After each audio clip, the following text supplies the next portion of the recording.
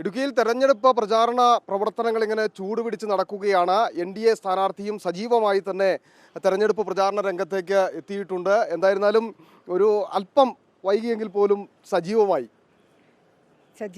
ഇവിടെ എപ്പോഴും സജീവമാണ്. കുറേ കാലങ്ങളായിട്ട് ഇൻറ്റേർണൽ മീറ്റിംഗ്സ് ഒക്കെ ഉണ്ടായിരുന്നെങ്കിലും ഇപ്പോൾ ചൂടേറിയ ഈ കാലഘട്ടത്തിൽ ഈ കാലാവസ്ഥയിലും എല്ലാവരും രംഗത്തുണ്ട്. ഞങ്ങളുടെ എല്ലാ പ്രവർത്തകരും രംഗത്തുണ്ട്. ഞാനും ഇപ്പോൾ ഓരോ പ്രധാന വ്യക്തികളെയൊക്കെ കാണുകയാണ്, മറ്റു പ്രവർത്തകരെയൊക്കെ കാണുകയാണ്. BJPയുടെയും BDJSൻ്റെയും എല്ലാ പ്രവർത്തകരും എന്നോടൊപ്പം തന്നെയുണ്ട്. നല്ല രീതിയിൽ പ്രവർത്തനം മുന്നോട്ട് പോകുന്നു. ഈ ഒരു തെരഞ്ഞെടുപ്പിൽ ഇപ്പം LDF സ്ഥാനാർത്ഥിയാണെങ്കിലും UDF സ്ഥാനാർത്ഥിയാണെങ്കിലും പ്രചാരണ രംഗത്ത് ഏറ്റവും കൂടുതൽ ഉയർത്തിക്കൊണ്ടുവരുന്നത് വന്യമൃഗശല്യം, ഭൂപ്രശ്നങ്ങൾ. NDA സ്ഥാനാർത്ഥിക്ക് എന്താണ് ഇവിടുത്തെ ജനങ്ങളോട് പറയാനുള്ളത്?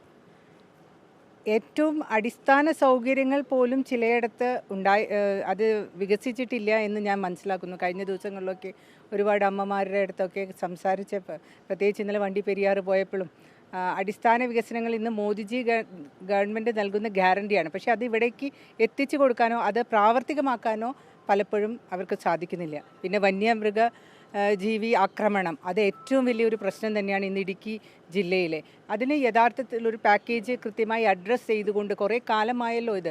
പക്ഷേ എന്തുകൊണ്ട് മാറി മാറി ഭരിച്ച ഈ ഇവിടുത്തെ MP മാരും ഒക്കെ ഇതൊന്ന് അഡ്രസ്സ് ചെയ്ത് ഒരു നല്ലൊരു പാക്കേജ് ഇവിടെ കൊണ്ടുവരാനായിട്ട് അവർക്ക് സാധിച്ചിട്ടില്ല.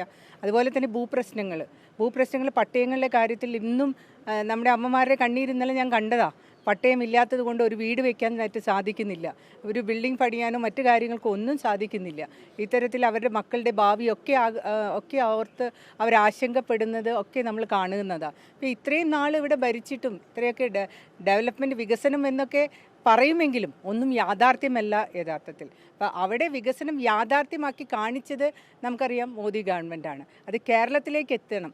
അത് തീർച്ചയായിട്ടും മോദിജി പറയുന്ന പോലെ ഒരു ഡബിൾ എൻജിൻ സർക്കാരുകളൊക്കെ ഇവിടെ ഉണ്ടായാൽ, അല്ലെങ്കിൽ അതിനോട് ചേർന്ന് നിൽക്കുന്ന ആൾക്കാരുണ്ടായാൽ മാത്രമേ ഇങ്ങോട്ട് എത്തിക്കാനായിട്ട് സാധിക്കുള്ളൂ. അതിനൊരു അവസരമാണ് ഞാൻ ഇവിടുത്തെ ജനങ്ങളോട് ചോദിക്കുന്നത്. വികസനം ചർച്ച ചെയ്ത് തന്നെ വോട്ട് ചോദിക്കുന്നു.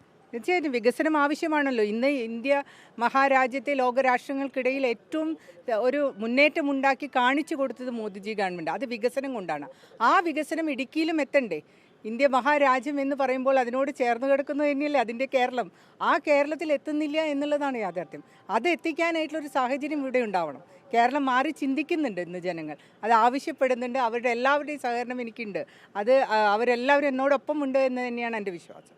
എന്തായാലും അത്തരത്തിലാണ് തികഞ്ഞ ആത്മവിശ്വാസത്തോടു കൂടി തന്നെയാണ് പ്രചാരണ രംഗത്ത് NDA സ്ഥാനാർത്ഥിയും സജീവമായിരിക്കുന്നത്. വികസനം തന്നെ ചർച്ച ചെയ്യുന്നു. കേന്ദ്രത്തിൻ്റെയും കേരളത്തിൻ്റെയും ആ വികസനം ചർച്ച ചെയ്യുമ്പോൾ അനുകൂലമായ ഒരു സാഹചര്യം ഉണ്ടാകുമെന്ന പ്രതീക്ഷയിലാണ് NDA ക്യാമ്പുള്ളത്. വീഡിയോ ജേർണലിസ്റ്റ് ജിതിൻ ജോസഫിനൊപ്പം reporter Sandeep Rajakkad, in reporter, Idukki.